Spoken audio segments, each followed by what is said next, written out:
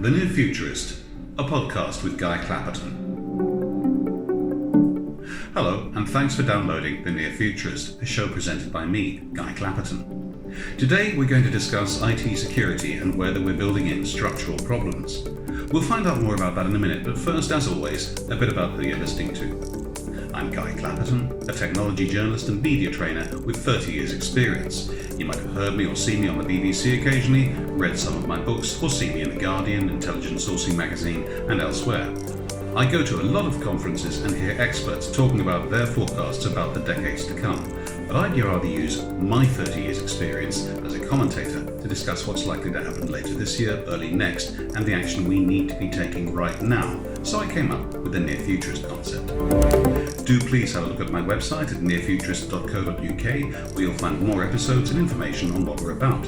If you'd like to book me as a speaker or MC for your technology event, do have a look at the show reel on the site and drop me a line, guy@nearfuturist.co.uk. That's Near Futurist as one word. Or get in touch with my agent, whose details are of course on the site. If you like what you're hearing on this podcast, please do consider leaving a review on the iTunes store or wherever you download from. And if you're new to this show, you're of course more than welcome. Thanks for listening.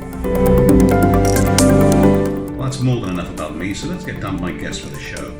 She's a cybersecurity entrepreneur and has worked with big name companies such as Siemens and IBM. In 2011, she was awarded the prestigious MBA scholarship with IMD Future Leaders to complement her bachelor's in computer science. Also a mentor with Spark Labs, she is passionate about instilling her knowledge in future entrepreneurs and supporting women in STEM careers. She is co-founder of Claroty and her name is Galina Antova. Galina, welcome. Thank you for having me. You're very welcome. So perhaps first you could tell us about Claroty. It's one of those names with a deliberately wrong letter in the middle. There is an O rather than an I. Is that just marketing or does it actually mean something? That's a great observation. Yes, it's actually the purpose of our business. So this is Claroty for OT, which stands for Operational Technology Networks. And operational technology networks are basically the networks that run the world's infrastructure, everything from oil and gas to electric utilities to even the lights in this building. All of that is run on those OT networks. Right, for the benefit of the listeners, we are in a building and it does indeed have lights. So we're talking about security, obviously. So I'd like to really take this back to basics. Something that strikes me, and this could be an age thing. People seem to think they need to be connected all the time. On the way here into central London, I was using my phone on the tube, for example, where they had Wi-Fi. People do seem to feel they need to be connected all the time, and they know perfectly well that this increases the security risk. Are we actually connecting too much? Before we get to the precautions about security, do we actually need to be connected as much as we are? Connectivity is an amazing thing, and it's a great enabler of digitalization. And so the context in which I'm going to talk about, that's mainly about critical infrastructure and how we're connecting our physical infrastructure with our digital infrastructure. So when it comes to business outcomes and being more efficient and getting more productivity out of all of that, whether it's sensors or IoT devices, absolutely we need the connectivity. The challenge is that we're connecting to networks that are legacy networks that have been around for 25, 35 years, and obviously don't have the security measures that we would expect from the modern IT enterprise network. Now, that doesn't mean that we should isolate things. The reality is that we cannot, even if we try. Humans get very creative when you tell them that they cannot connect to something. So I think that the biggest challenge is how do we enable that connectivity in a secure way? So when you say humans get very creative, you mean they game the system and they cheat? That is true, and especially when it comes to those critical, sensitive OT infrastructures. For example, if the IT security team is not providing them with a legitimate access to the infrastructure they need to manage, they will get pretty creative about how they get there, and obviously that's not a good thing. Now that's an interesting point because you're talking about the human element rather than the technical element necessarily. Now I've been a tech journalist for 30 years and I've made a good living or made a few decent sales selling the don't use your pet's or partner's name for your password story. And I imagine I'll be selling it again a few times before I retire because I go into places and people are still doing it. I was once in a technology magazine's office. The news editor was away, so I was sitting at her desk and they said, you won't be able to get into the network, we'll find you a temporary password for the archive. So I just guessed PASSWORD and I was in. This was a while ago, but it's not, it is still happening. Why hasn't the message got through? And are these legacy networks really as insecure as all that? Or is it the wetware behind it, us lot? Right. So I think the short answer to that is human nature. A lot of times security actually goes against convenience, and obviously humans want the convenience of access and getting things done. Now that is even more important when it comes to those critical infrastructure networks. In a lot of cases, actually users are sharing the passwords for a lot of those critical systems. That of course is because those systems are very time sensitive. So for example, if you need to shut down the process or if you need to get into an emergency procedure, it is pretty convenient to have the username and password on a sticky note on the computer. That is obviously goes against every single security practice that we have. So what we need to do is, rather than fight, I think, human nature, I think we need to design security products that help humans operate in the natural way in which we like to, while giving them that convenience. And so one of the things that is very important in the world right now is to create security products that eliminate some of that friction, right? And you might have seen alternative ways of logging into machines, etc. When it comes to the critical infrastructure network, it's extremely important to find new innovative ways that allow us to do security without asking the security teams to do almost impossible things. So are we talking about things like two-factor authentication? Like I get when I'm logging on to Twitter on a new machine, I get, as I'm reducing this to a non-enterprise scale so that everyone can get the concept. But so if I log on to Twitter on a new machine, it says, we haven't seen you here before, let's send you a text and make sure it's you. Right. So that, I then get a code. Is that the sort of thing, or iris recognition, the sort of thing we used to go well when it was on James Bond? Yeah. And nowadays, you just and see now it's doing just a common occurrence. So absolutely, it's all of those things that basically allow us to use technology and to leverage security in a way that's very natural for humans. Now that's more on the consumer side. When it comes to enterprise, it's really important to lower the threshold of how much time is required from the security teams to install those products. So for example, things like asking the security team to install an agent on every single legacy equipment, it's first of all not feasible because some of those devices don't support it, but in other cases it's not even possible from a time perspective. Could you just explain agent for people who might not be security specialists like me? Yeah, this will be just one example of a security technology. That will be a technology piece of code basically that is running on the endpoint, preventing security events from occurring, malicious events from occurring. What else can be done in terms of enterprise security, and how do you get around the fact that it's going to be operated by people in the end who are still going to be looking for these little sticky notes, as you say, on the system, or using their partner's names or whatever else they might do? The biggest challenge that we're facing in the critical infrastructure operational technology networks is actually the fact that most of those are legacy devices and they run on proprietary protocols. So traditional software is not really, security software is not easy to install in those networks. They're also completely invisible to security teams. So imagine trying to defend a network that you actually cannot see yourself.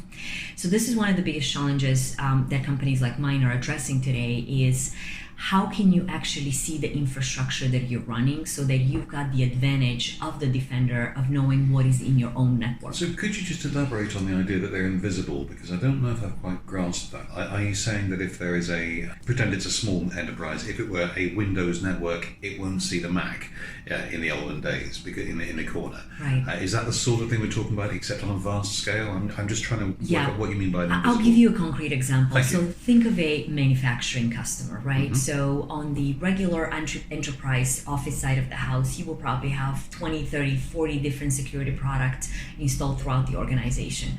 Whereas in the manufacturing domain, where you've got all of the equipment that is actually running the manufacturing process, all of that is driven by automation. All automation is real-time computing, right? That is programmed by humans. And so because of the legacy nature of those devices, and because for the longest time they have been isolated from the enterprise networks, they have not evolved in terms of their security measures.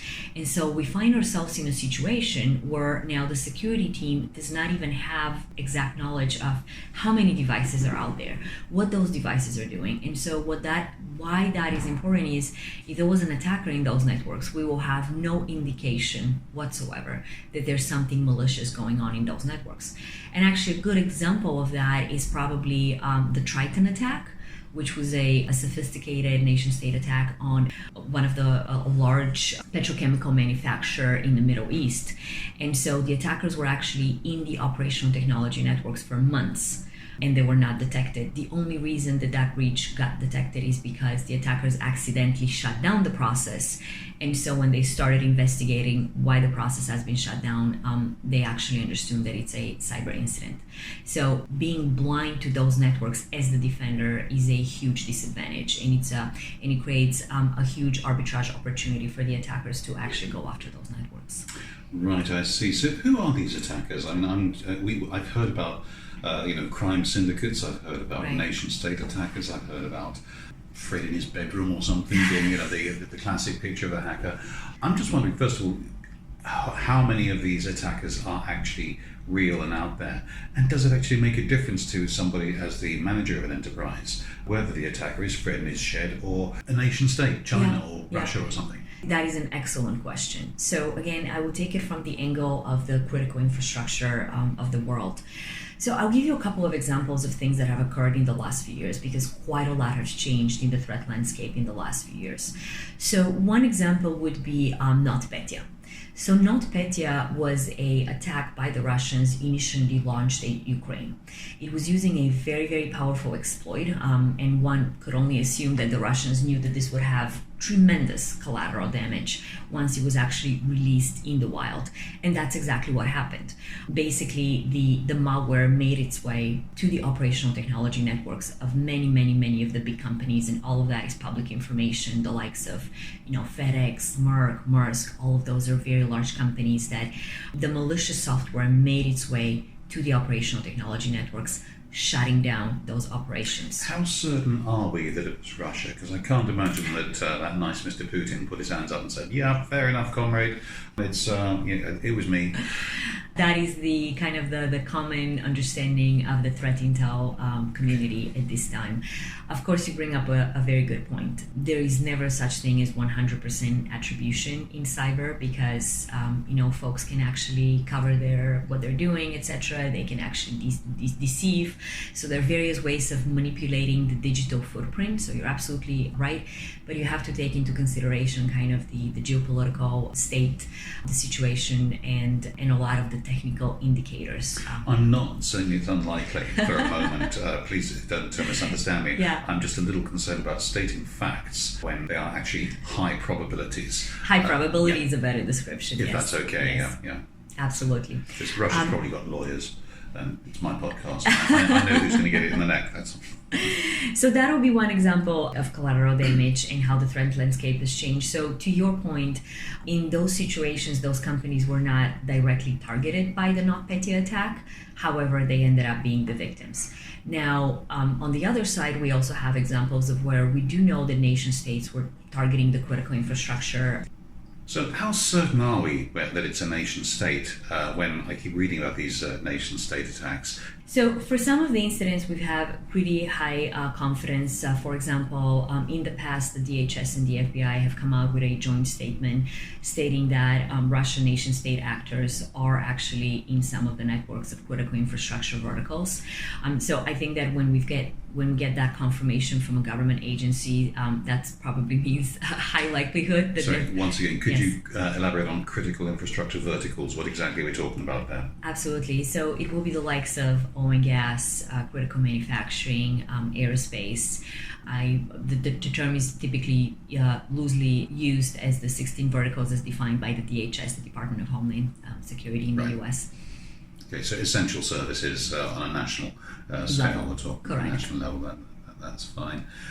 Okay, so what can corporations actually, and what can these services, these critical verticals actually do about this? Because if someone who is a nation state, let's say a large powerful one, like Russia, like China, whoever, is actually after an organization, no matter how big the organization, these are serious players. Yeah, well, first and foremost, we have to start by getting the defenses in place. And so in the last couple of years, we've seen great increase of awareness amongst the C-level and the boards of large corporations, which is exactly where that conversation needs to start, because you need accountability, the responsibility for securing the operational technology networks to be assigned to someone in the organization. I was going to ask about that because you've used the phrase security team a few times. I very rarely come across, maybe I'm talking to the wrong people, but I very rarely come across organizations that have a security team as such. Is that becoming more common? Are there enough of them out there? That is becoming more common, and in many cases, large corporations will have an established IT security team. However, you're absolutely right, OT securities is basically has been non-existent up until a few years ago, and so now they're adopting responsibility for that. Of course, when you've got new project and you're defending more, so to speak, that means that you need the budgets. And so the fact that those kind of conversations and topics are getting to the board level is extremely important, because now we've got accountability, we've got budgets, and we have projects to actually get the defenses in place. And so what sort of risks should corporations be looking out for in the near future? Assuming these teams are starting to be put in place or are becoming established, I should say. I may be a little behind the curve there. What sort of new challenges are you anticipating in the near future? They absolutely need to start with visibility. In order to defend your territory, you need to know your territory. And so the first part of that equation, really important part, is to be able to understand what you've got on your networks, what is the risk exposure that the different endpoints have, and then from there on come up with a plan of how to defend them. But it all starts with that initial visibility, because what I like to say often is that the absence of evidence is not evidence for the absence of the attackers on those networks. In many cases, we just don't have the telemetry coming from those networks. So we have to create visibility into the networks to be able to know when that's a great phrase. The absence of evidence is not evidence of absence. I really like that. It's on my podcast, so I can't steal it. Everyone will know it's not mine. Actually. No. Ethics wouldn't really. That's a very good phrase. So thank you for that. So finally, we're coming to the end of our time. I'm sure we could talk about this for ages. Where can people find out about more about you and Claroty? They can find us on Twitter and LinkedIn, and of course on the website claroty.com. Right, and that's Claroty with an O. With an O. That's fine. Okay. Galina Antova of Claroty, thank you very much for joining me. Thank you so much. And many thanks to you for listening. That was the Near Futurist podcast with me, Guy Clapperton, an air conditioning system and a coffee cup. I'll be back in 2 weeks' time as always, so don't forget to have a look at the website at nearfuturist.co.uk. See you in a fortnight.